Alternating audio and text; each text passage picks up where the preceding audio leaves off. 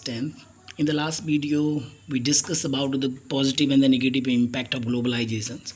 So these two story, which is I think the last or somehow the about to the last part of your chapter, is nothing but the extensions of the debate which we have already covered. ये कुछ नहीं है बल्कि उसी debate का extension है जो हम ऑलरेडी कवर कर चुके हैं. What is the advantage and disadvantage of the globalisation. Small producers are they able to compete on prices. क्या हुआ कि जो छोटे प्रोड्यूसर थे क्या वो कम्पीट कर पाए या बर्बाद हो गए. Look at the face value and you can easily identified what kind of impact would be there. For a large number of the small producers and workers, globalization had posed a major challenges. As we talk on that day,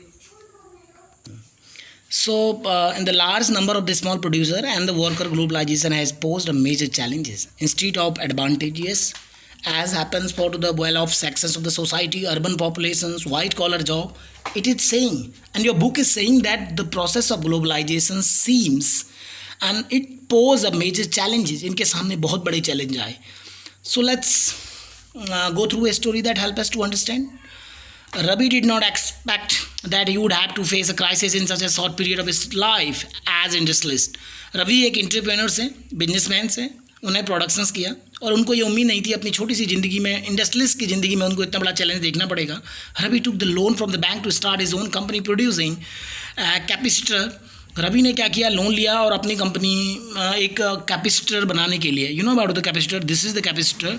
have you seen that's it found in every electronic items like the radio, televisions, in every and basically it's a device that store electric energy in an electrical field.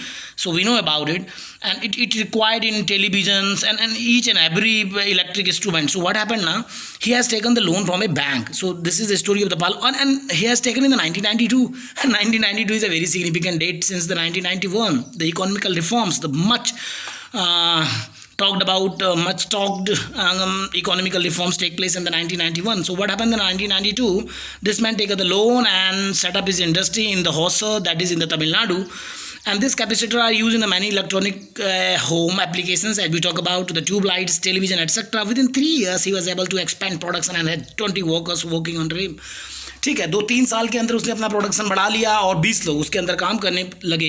His struggle to run his company started with the government remove restrictions. When the government has removed the restrictions, and removing restrictions called liberalization, removing trade barrier. It was the year 1991 on the import of the capacitor as per it agreement to the WTO in 2001. What we have studied there, that is the implication through this story कि WTO के एक agreement आपने किया 2001 पे, और WTO के agreements के तहत क्या करना पड़ा. लेकिन but here is WTO agreement in 2001. I don't know why it has written in 2001 here. Okay, but what happened कि government has remove the restrictions earlier. The foreign capacitor or foreign electric items cannot be come into the Indian market, like the Chinese toys and the Chinese electric device, Chinese small electric device cannot be coming to the Indian market. But in the WTO agreement, India cannot stop it. So his main clients, the television company, used to buy different components including to the capacitor in the bulk in the manufacture on the television sets. और उसकी जो उसके clients थी, वो companies थी, उससे क्या खरीदती थी, वो कैपेसिटर खरीदा करती थी बल्क में.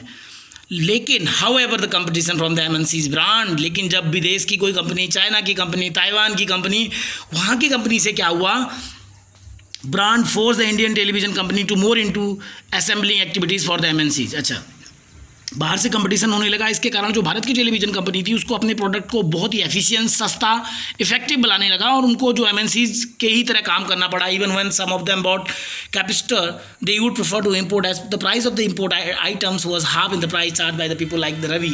रवि का जो कैपेसिटर था उसका चार्ज होता है इसकी तुलना में, आधी तुलना में उन कंपनीज़ को, उन MNC's के साथ कंपटीशन करने वाली भारतीय टेलीविजन बनाने वाली कंपनीज़ को विदेश से कैपेसिटर मिल गया और आधी कीमत पे. Ravi now produce less than half of the capacitor that he produce in the year 2000. और रवि बनाने लगा जो 2000 में बनाता था उससे आधा ही. And has only 7 worker. अब सिर्फ 7 लोग उसके साथ काम कर रहे हैं. Many of Ravi's friend in the same business in the Hyderabad, in the Chennai have close their units. बहुत सारे लोगों ने, आप रवि को देखो, बहुत सारे लोगों ने जो उसके साथ चेन्नई और हैदराबाद में काम कर रहे थे उन्होंने अपने यूनिट्स बंद कर दी। क्या दिखता है इस स्टोरी में? साफ साफ दिखता है कि जो आपका लोकल स्मॉल प्रोड्यूसर है वो कम्पीट नहीं कर पा रहा है ग्लोबल ब्रांड, ग्लोबल मार्केट का पूरा जो चेन है WTO की जो रिजीम्स के तहत आपकी गवर्नमेंट ने इस्टेब्लिशमेंट किया है, और वो एंटरप्रेन्योर्स क्या हो जा रहा है, डिस्ट्रॉय हो जा रहा है। तो batteries, capacitors, plastics, toys, tyres, dairy products and vegetable oil, palm oil जो आप रिफाइन में भी यूज करते हैं, some other example of the industry where the small manufacture has been hit hard due to the competitions.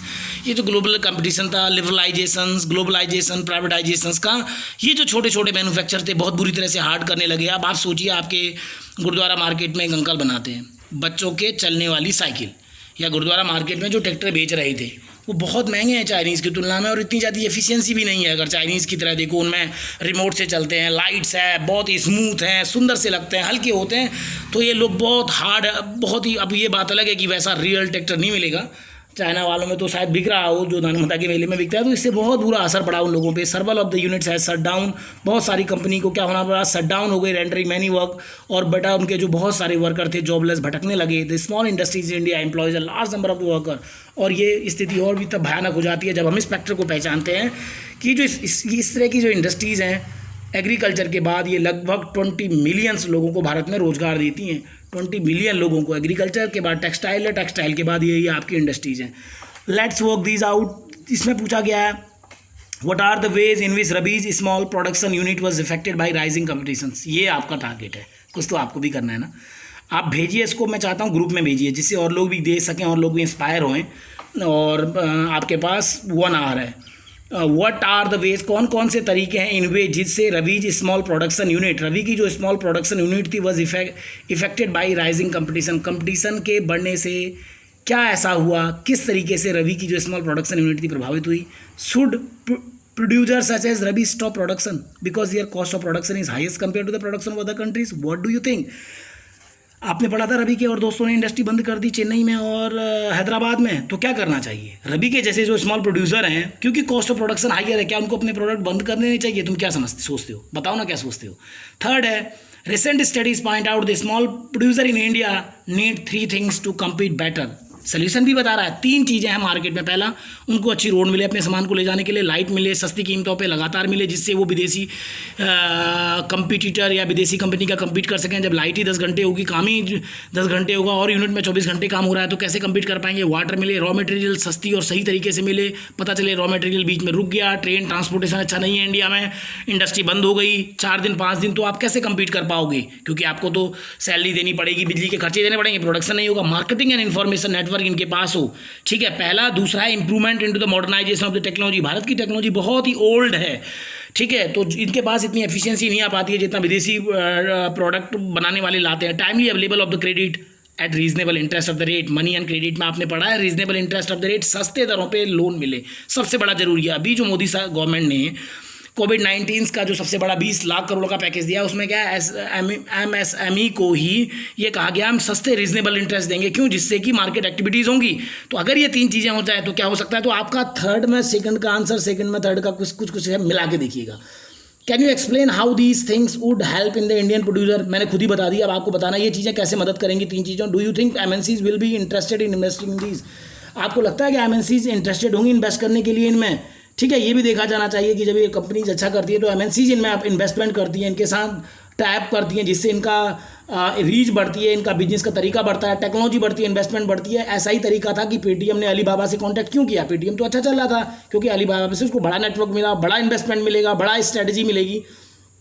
Do you think the government as a role in the making this facility available? क्या सरकार का कोई role है इन facilities को available करने के लिए? सरकार कुछ कर सकती है क्या? जो छोटे जो इंडस्ट्रियलिस्ट हैं, जो छोटे वर्कर्स हैं, छोटी प्रोडक्शन यूनिट्स हैं, उनको ये चीज़ें अवेलेबल कराने के लिए सरकार कर सकती है? आपको सोचना है, कर सकती है, बताइए। Can you think of any other step that government को टेक? क्या कोई ऐसा कदम है जो सरकार को उठाना चाहिए? डिस्कस, और अभी तो बहुत ही इंपॉर्टेंट है कोविड के कारण जो सिचुएशंस है, तो क्या सरकार कोई ऐसा कदम उठा सकती है? तो बताइए, आपका टास्क है, मुझे 1 आवर के अंदर भेजिए। Thank you.